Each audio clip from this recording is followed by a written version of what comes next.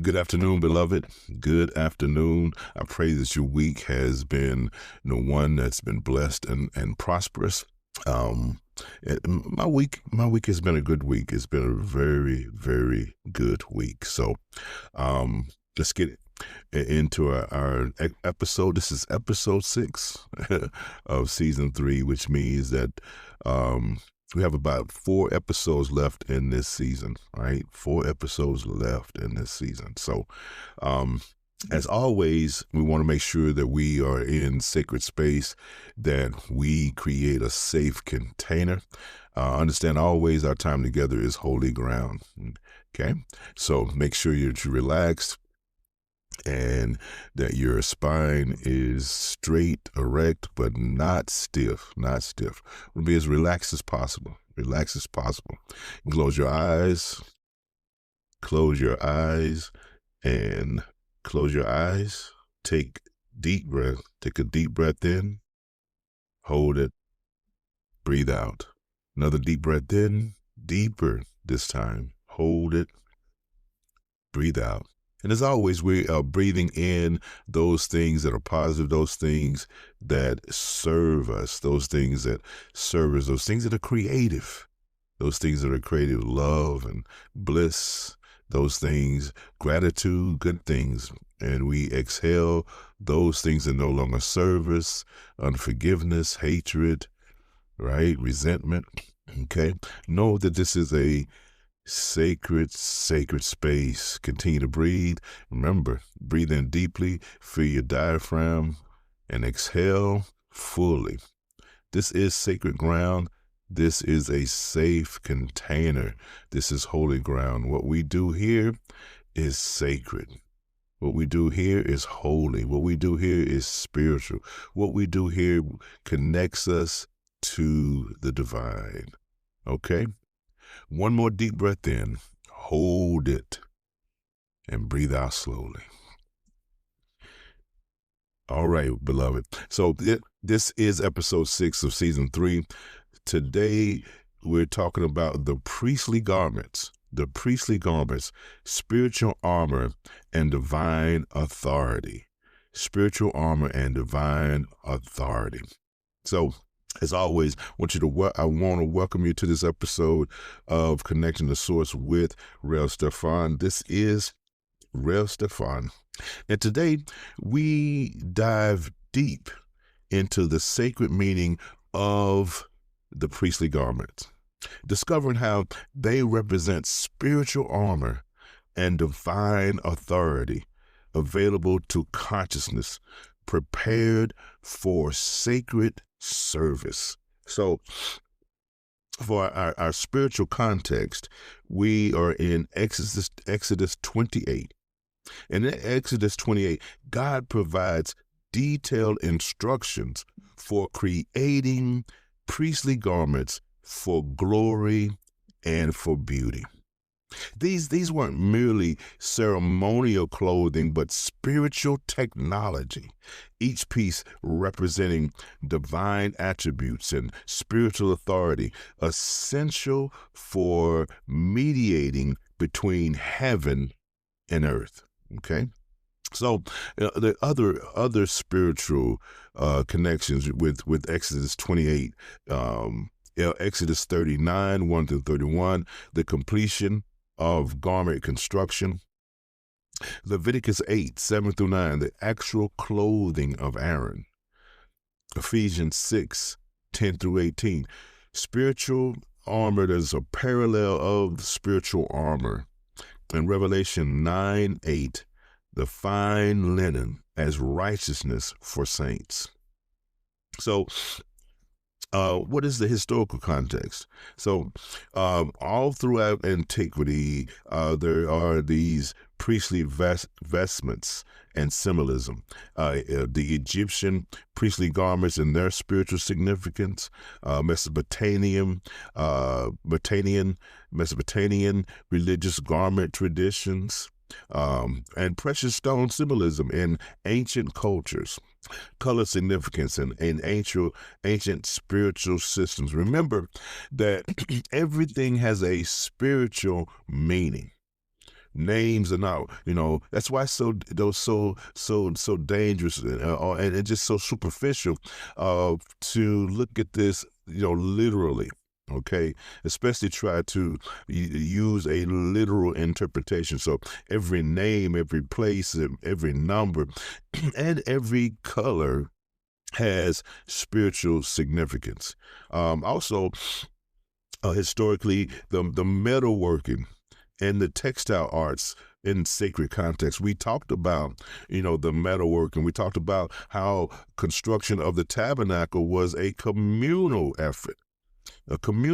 All these different, people who had different skill sets and different craftsmanship. Okay.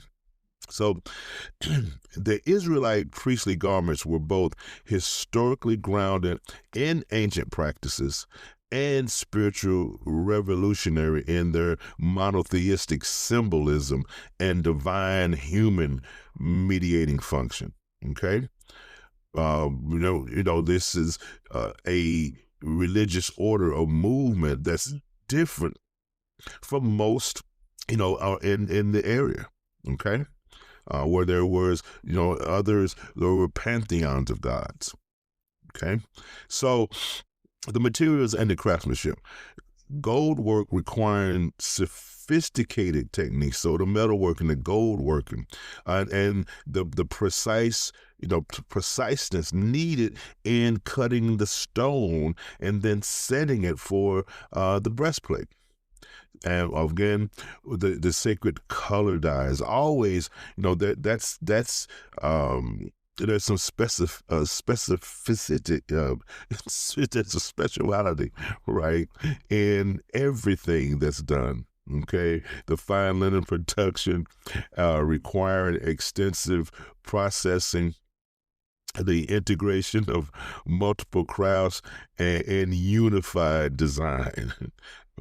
So I'm tickling myself. So, then there's nothing wrong with laughing. Nothing wrong with laughing with me and laughing at me. Okay. So the ephod, bearing sacred responsibility. So the ephod, right? The ephod on the shoulders. They have this divine design. There's divine design and the materials.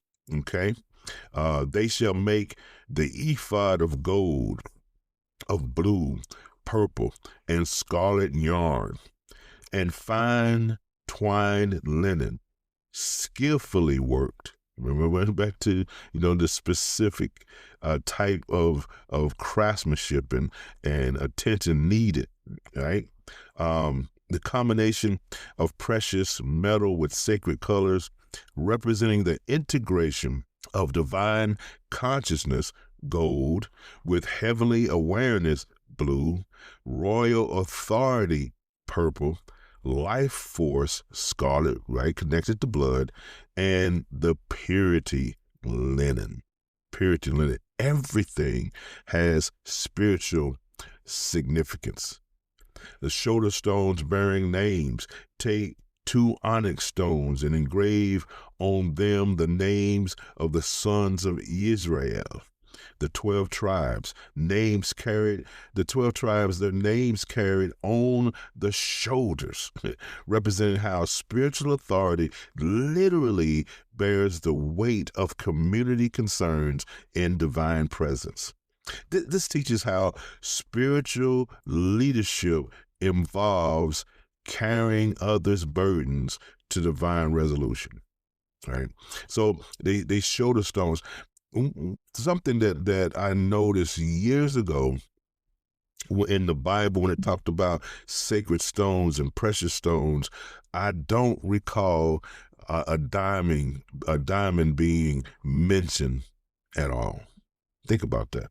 Think about it. And if you've come across scripture, to come across anything that mentions diamonds that I've overlooked, let me know. Okay, let me know. Is this clothing, right? This raiment was a memorial before the Lord. Aaron shall bear their names before the Lord on his 2 shoulders for a memorial. This constant remembrance of those served, showing how authentic spiritual authority maintains awareness of community needs rather than personal advancement. Okay, this is the task. This is the commitment of the priest, the high priest. The skillful workmanship, which was requirement. The ephod demanded master craftsmanship, representing how spiritual authority requires developed skill and divine inspiration working together rather than amateur spiritual service. So throughout life, we're supposed to be pros. We're supposed to be professionals, not leaning on our professional ability, but leaning on the who created us, who gave us the ability in the first place. So it has to still be a work that is unified, right? So the breastplate, divine guidance system, the divine guidance system, the breastplate of judgment. You shall make a breastplate of judgment in skilled work, position over the heart, showing how divine guidance operates through heart consciousness rather than intellectual reasoning alone. It's a difference between a heart, which is vision, and eyes, which is sight. Always trust your heart over everything. The 12 precious stones, each tribe represented by specific gemstones. So you know what? I just remembered. In those 12 stones is a diamond. Look, sometimes you have to correct yourself, and sometimes things are brought back to your memory. So there is within this application of the 12 tribes, they're diamonds. Okay, all right. So let's see, the 12. That's the 12 stones. Sardius at the topaz, carbuncle, emerald, which happens to be my birthstone, sapphire, diamonds. Ligure. I have to really want to do a study on those, see whatever happened to that, like sardius and ligure, because I'm into stones, crystals and things like that. Agate, amethyst, beryl, onyx, jasper. Yeah. Those are the 12 stones, showing how divine guidance honors the unique spiritual qualities of diverse consciousness types rather than uniform spiritual expressions. So these different stones, as the tribes were different, the sons were different, right? So all these different stones show how divine guidance honors the unique spiritual qualities, of diverse consciousness types. So again, and I'm not sure. Well, I don't have to be sure. I know that diversity is a good thing. I know that diversity is a God thing. So that this present move in this society against diversity should let us all know something, okay? And I'll leave it at that. Urim and Thummim. Urim and Thummim. In the breastplate of judgment, you shall put the Urim and the Thummim, THUMMIM, right? This is the divine guidance system, allowing yes, no divine consultation, representing how spiritual authority includes access to clear divine direction for community decisions. Your yay be yay and your nay be nay, right? So access to clear divine direction for community decisions rather than relying on human wisdom alone. The names over the heart. Aaron shall bear the names of the sons of Israel in the breastplate of judgment on his heart when he goes into the holy place to bring them to remembrance before the Lord continually. Showing how spiritual mediation maintains heartfelt connection with those served rather than detached spiritual authority. This is how important intercession is in our prayers. Okay, sacred head covering and authority. Crown of pure gold. Ye shall make a plate of pure gold and engrave on it like the engraving of a signet, holy to the Lord. The highest spiritual designation representing consciousness completely consecrated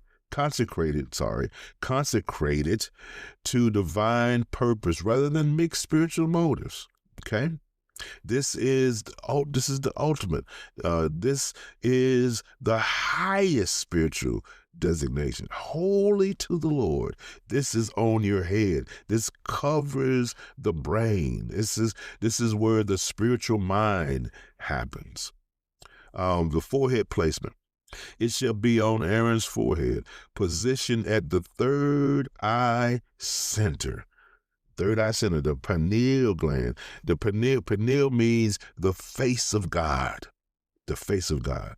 This is representing how spiritual authority operates through expanded consciousness and divine perception rather than limited human perspective. We have to open up our third eye. When we're children, it's malleable. It's we children, through their dreams, daydreams, all they're creative, their imagination, all these things, they can connect with divine quickly, easily. I remember that. And then over time, our third eye gets calcified.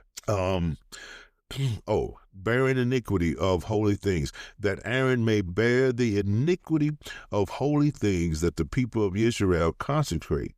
As they consecrate these things, spiritual authority includes responsibility for purifying community spiritual offerings and maintaining sacred standards rather than permissive spiritual leadership. Okay, that this authority includes a responsibility for the community, responsibility for how the community comes and brings their gifts, brings their needs, their wants, their all their concerns to God. And the turban it's a turban of fine linen, the complete head covering, representing thoughts completely clothed in divine consciousness and purity, right? Linen, purity, rather than worldly thinking patterns. That means that even when we meditate, one of the things that's difficult for most people in meditation, right, is to keep their thoughts under control. Because our bodies, get genetically linked to the worldly things, our daily routine. Okay, so we get caught up in the things, the daily routines, our habits, those things that we have done, the past. And then, sometimes we get caught up, our thoughts get caught up in the future, and the future brings on anxiety. Okay.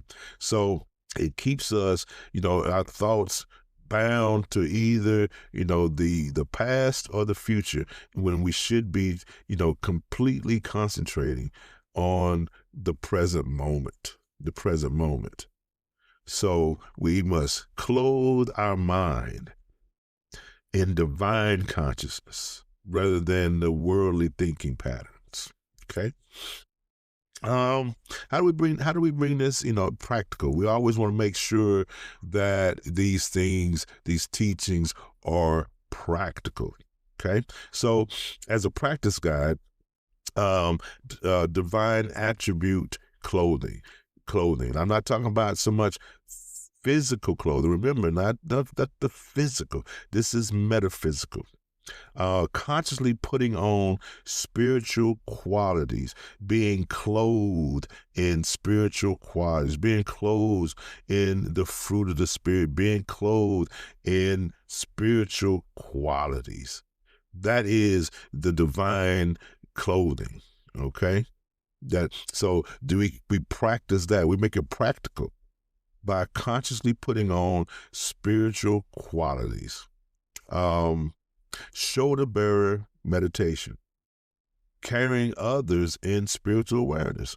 They're down there. Remember, the on the shoulders, Aaron carried that as a responsibility, the concerns of others. We do that. Remember, intercession. Intercession is a is a quality of good prayer. It's a quality, and not only that requirement of prayer, that we become shoulder bearers. So even in meditation, right, that when we center ourselves and we go to the holy place, that we are truly connected, that we're also not just for ourselves, but for others.